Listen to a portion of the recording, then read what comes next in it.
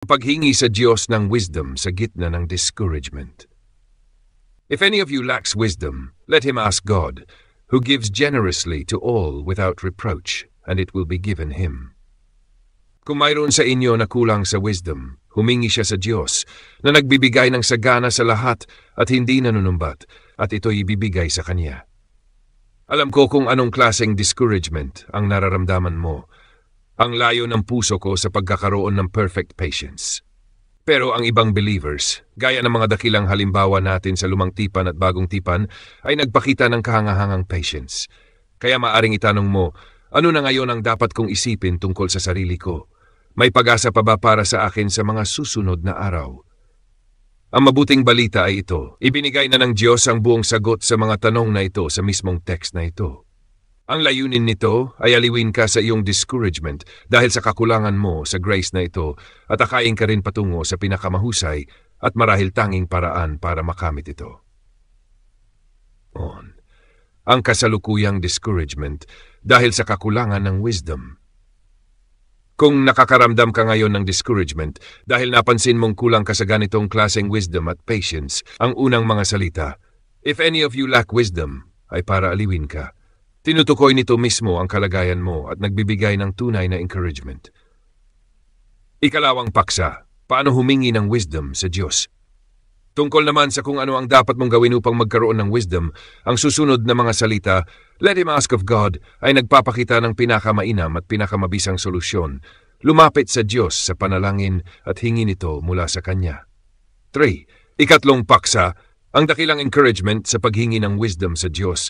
At may isang makapangyarihang encouragement na kaakibat nito.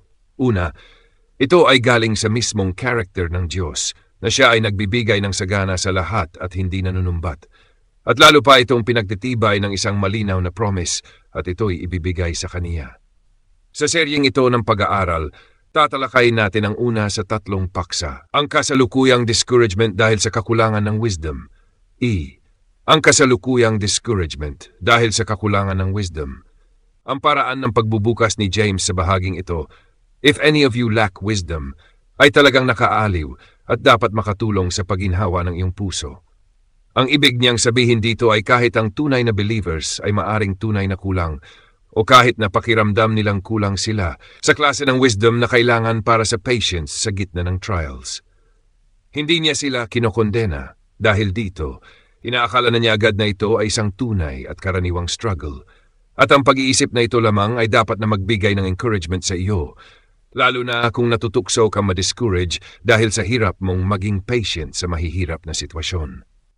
Pinapatunayan ng apostol ang pag-aakalang ito sa pamamagitan ng pagbubukas ng 4 na bagay. 1. Na ang ibig sabihin ng wisdom dito ay malinaw na tumutukoy sa patience, kasama ng perfect work nito na binanggit na niya noon. 2. Na sinasabi niya ito sa mga tunay na believers, if any of you. 3. Paano at bakit masasabi na ang mga tunay na believers na may lahat ng graces at mga principles nito sa kanila ay maaring kulang sa isang particular na grace? 4. Ang malapit na dahilan at pagkakataon kung bakit sinabi ito ng apostol sa paraang if any at bapa. Una, ang kahulugan ng wisdom sa talatang ito.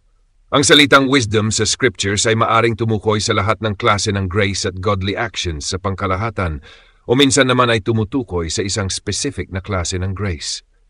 Para malaman kung alin ang tamang ibig sabihin sa isang partikular na talata, kailangan mong tingnan ang context. Dito sa talatang ito, ang wisdom ay tumutukoy specifically sa isang klase ng grace. Ang spiritual wisdom upang harapin ang mga trials, lalo na yung matitindi, masakit o biglaang dumating na may patience. Ang ganitong klaseng wise patience ay nangyayari kapag, sa pamamagitan ng faith, tinatanggap natin at pinanghahawakan ang mga katotohanan na itinuturo ng Christianity. Ang mga katotohanan ito ang nagbibigay ng lakas at kagalakan sa kaluluwa para tanggapin ang trials at tiisin ito ng matatag at may masayang pagtitiis. Gaya ng salitang grace, na maaring tumukoy sa grace sa pangkalahatan o sa isang specific na uri ng grace. Halimbawa, as you abound in every grace, abound in this grace also. Ganoon din ang salitang wisdom. Maari itong tumukoy sa lahat ng grace, gaya ng madalas sa aklat ng Proverbs o sa isang particular na grace gaya ng nasa James 3:13, kung saan inilarawan ni James ang meekness sa pananalita at pag-uugali bilang isang uri ng meekness of wisdom. Ibig sabihin, isang meekness na galing sa wisdom. Sang-ayon si John Calvin at karamihan sa mga interpreter na sa talatang ito, ang wisdom ay tumutukoy sa specific grace. Ang wisdom na magpigil ng sarili at magpakita ng patience sa panahon ng trials. Yun ang grace na tinatalakay ni James noon at yun pa rin ang tinatalakay niya rito. Ang tunay na patience ay galing sa wisdom. Ang tunay na patience ay dumadaloy mula sa ganitong klaseng wisdom, isang wisdom na marunong magtiis sa gitna ng trials sa paraang hinahayaan nitong makumpleto ng patience ang buong, ganap at mature na gawain nito sa atin. May isang espesyal na dahilan din kung bakit ang wisdom na ito, ang wise patience, ay dapat tawaging wisdom sa isang napakataas na antas. Ang mga naunang sinabi ni James tungkol sa pagre-rejoice sa gitna ng trials at sa pagpapahintulot na matapos ng patience ang gawain nito ay ilan sa pinakamahihirap na aralin sa Christian life. Hindi sapat dito ang mababaw na kaalaman lang. Kailangan dito ang pinakamalalim na uri ng divine wisdom sa both understanding at actual na pamumuhay. Ang wisdom na ito ay kailangang itanim ng malalim sa puso upang hubugin ang ating kalooban at mga gawa para talagang maisabuhay natin ang mga mahihirap na turo na ito.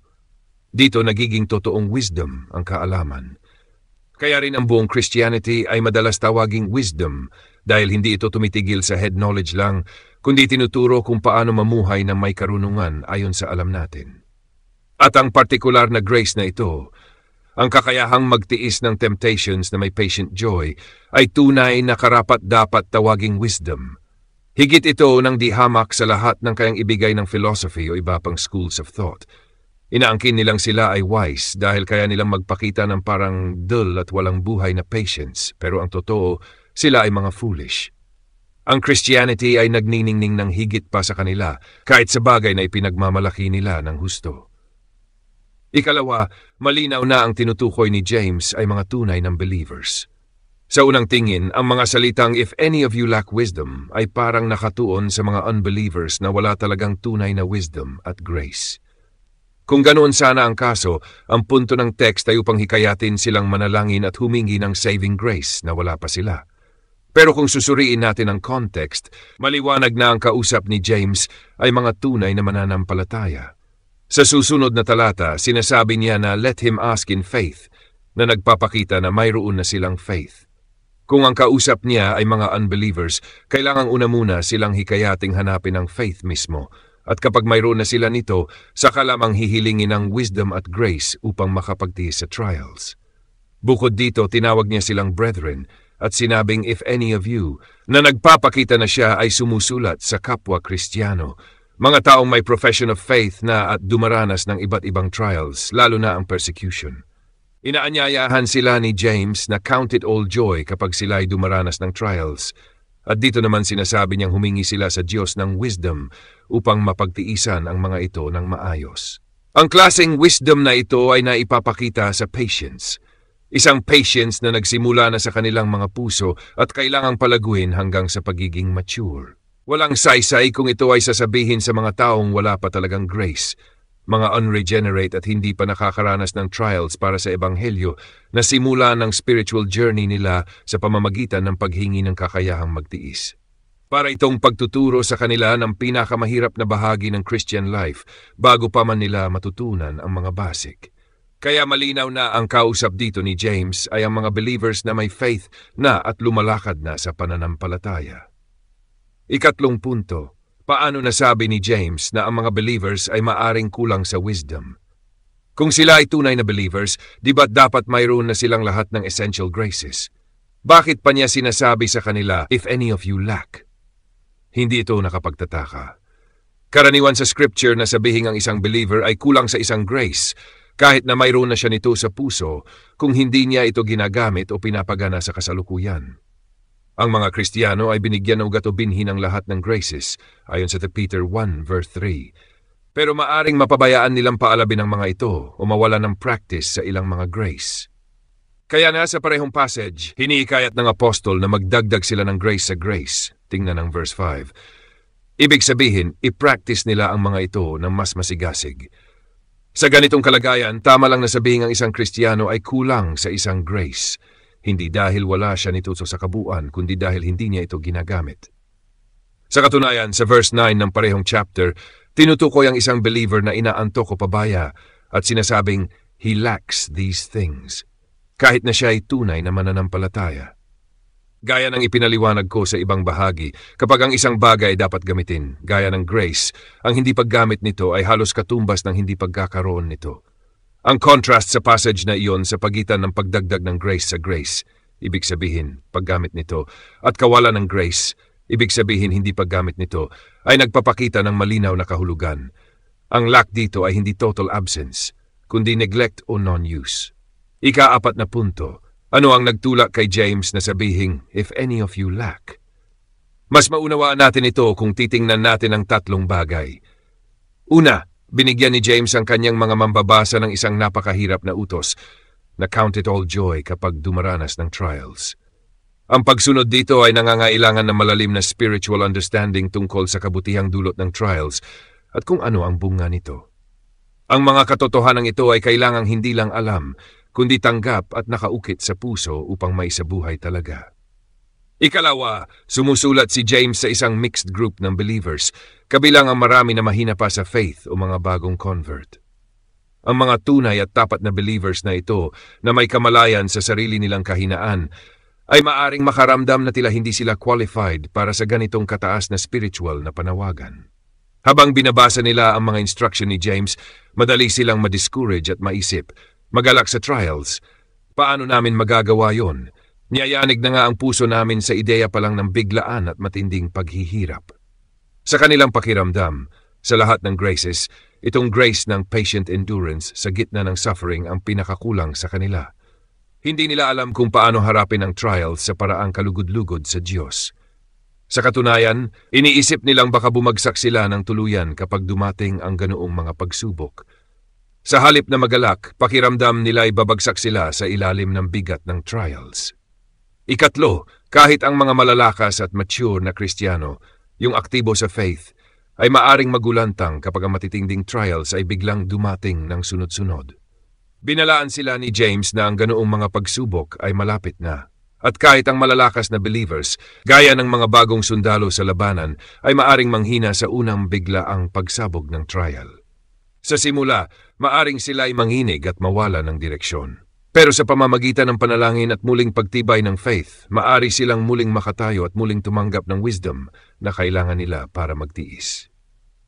Kahit ang mature na believers ay maaring pansamantalang manghina, gaya ng isang taong tinamaan ng mabigat na hampas hanggang sa makabawi sila ng lakas sa espiritu. Kaya nang sinabi ng apostol, if any of you lack, siya ay direktang tumutukoy sa mga taong gaya nila, lalo na ang mahihinang Kristiyano.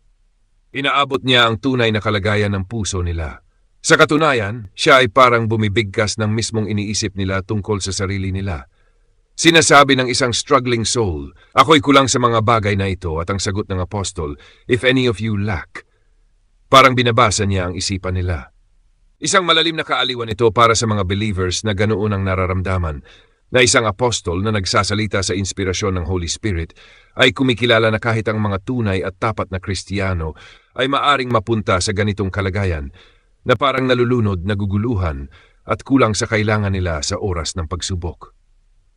At sa ganitong paraan, sinimulan ni James ang pag-aalis sa pangunahing dahilan ng kanilang discouragement, ang unang issue na dapat lutasin. Ang session na ito ay nagtatapos sa unang bahagi ng 3 bahagi ng serye na may pamagat na The Present Discouragement of Lacking Wisdom. Sa susunod na bahagi, tatalakayin natin ang ikalawang head na How to Ask God for Wisdom. Abangan.